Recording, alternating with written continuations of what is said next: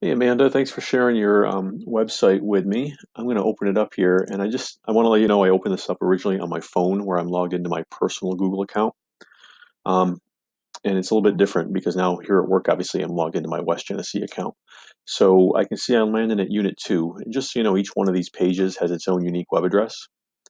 So the home page says home, the Unit 1 page says Unit 1 at the end of the web address. So just when you're sharing and you share with families, you probably want to share with them the home page. So just make sure you copy appropriately.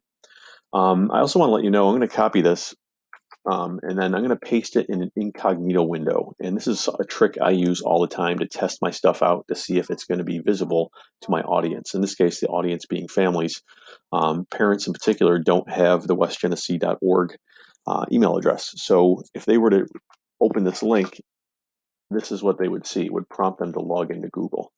So it's great for the kids because if the kids are logged in, that's great. Kids will be in a Chromebook. They're already logged into West Genesee. But if you're sharing this with parents, just know that it's not going to be visible to them because it's protected with the at westgenesee.org um, email extension.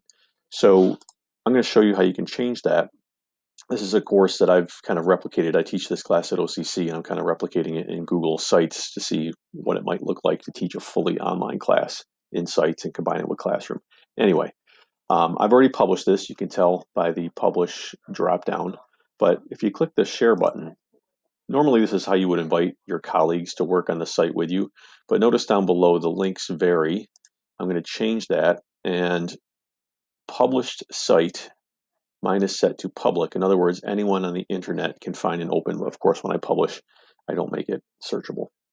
So with the drop down, you probably have yours set to West Genesee Central School District, and you want to change that if you want parents to be able to view it without hassle.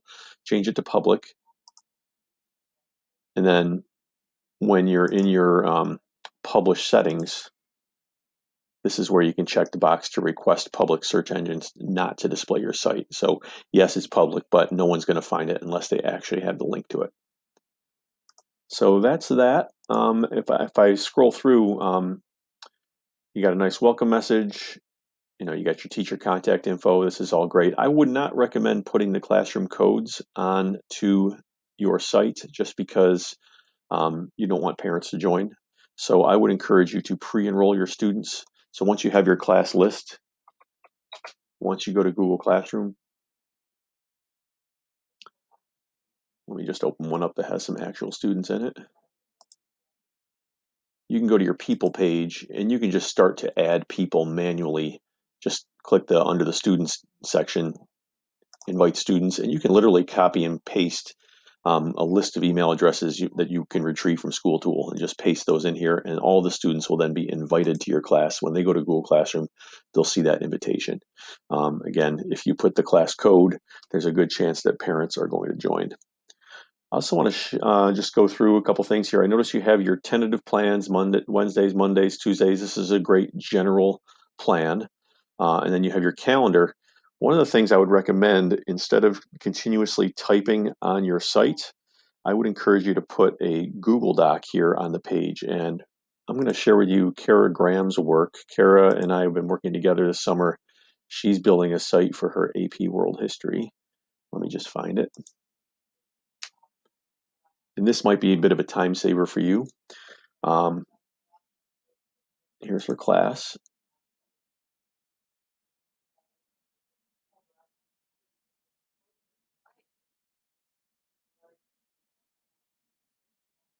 Sorry, this is so slow.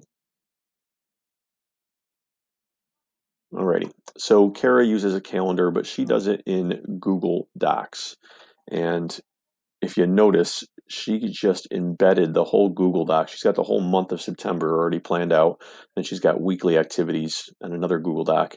But all she has to do, let me just pop this out so you can see it full screen. Now, this document is set so anyone with the link can view back in Google Drive. So under her share settings, she set it up. Anyone with the link can view. And her calendar, she can simply update this. So if she was to press enter on her keyboard, she can have her calendar for October. And as you scroll through, you'll see she's got Tuesday, class, homework. Wednesday, class, homework, etc., etc.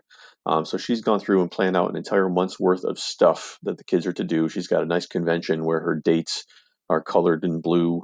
She's bolded the title, class, and homework. She's using red text for homework assignments. She's got numbered lists. It's pretty handy. It's easy for students to follow, and it's super easy for you because once this is posted on your site, you don't ever have to like do anything on the site. You can just go to the Google Doc, add the new content, and it automatically appears on the site. So if you used to make a change, you would see that change reflected on this file. Same thing holds true for this file. She's got just a more replication of this in a weekly guide. And again, if parents see this, you can see she's got the week of September 8th through 11th, Tuesday, Wednesday, Thursday, etc., etc.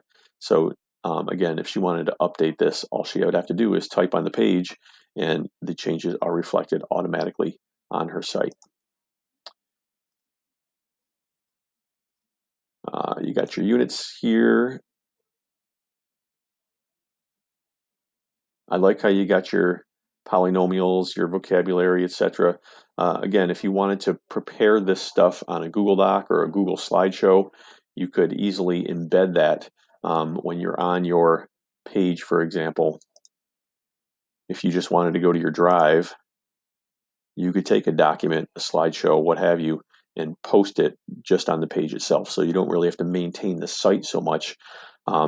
It's easier to maintain the files that are on the site than it is to the site itself. So if I wanted to add like a Google Doc, for example, I could go to my folders. In fact, I could put a whole folder's worth of stuff if I wanted to, just so long as it's set properly. Sorry, I got a lot of stuff nested here, but let's say you want to put that on your page. You can just click Insert, and it just appears on the page. Any updates you make, you can make on your slide deck rather than on the site itself. The reason I say that is because when you put content on your site, no one is going to see it until you click publish one more time, and that kind of pushes out all the changes that you've made over time. So if you want less site maintenance and more file maintenance, I would encourage you to embed your files here. And then, of course, you got your unit materials where you can share your PDFs and so forth. But again, just make sure those are set so anyone with the link can view. Notice in this instance, you may want to go back and change the settings to that because it looks like it's set to private. So just because stuff appears on the site does not mean it's available to your audience. Wherever these files happen to live, whether it's a blank packet, a PDF, or what have you, if they're set to private back in Google Drive, then they're going to be access denied on Google Sites. So just make sure you go back to your Drive and make sure that those things are set so anyone with the link can view. Same thing holds true for your scavenger hunt. In this case, I am logged into westgenesee.org, so it looks like these files are actually set to private. Anyway, I hope these tips make sense, and it looks like you're off to a great start, but thanks for listening, and I hope you found this useful.